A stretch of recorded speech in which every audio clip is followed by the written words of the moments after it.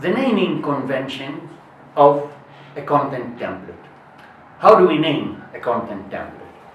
Usually, for example, if it is a user menu, we call it some way, and if it is an expand template, we call it another way.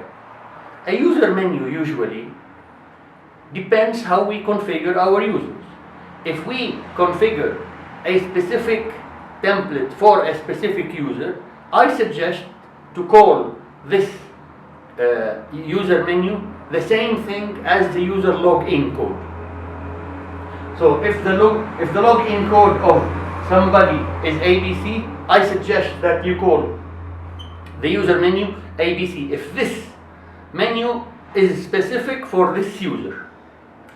Otherwise, if this menu is specific for a role, let's say for site engineers, okay? So we create a user menu. Let's say all site engineers use the same user menu.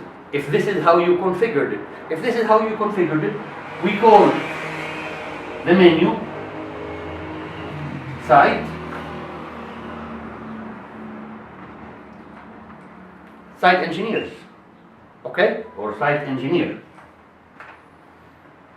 So every site engineer on our system will use the menu site engineer.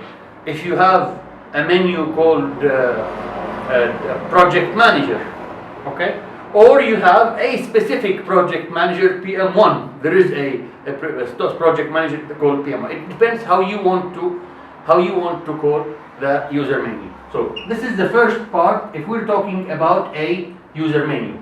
But if we're talking about an expand template, an expand template, you're expanding, for example, on a project.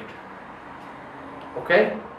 So usually, for example, if you're expanding on a project, I would call the menu, the project menu, project C as a config template. Okay? Project in singular, it's not in plural.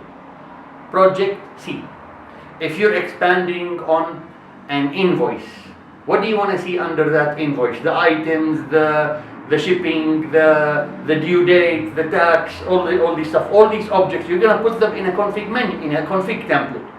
We call it, for example, we call it invoice C. The C means config. Okay? That's a convention that we use when we name templates. We name it always in singular, exactly how we name types in singular. Let's say we have two types of invoices. We'll talk about it in the next video. Thank you.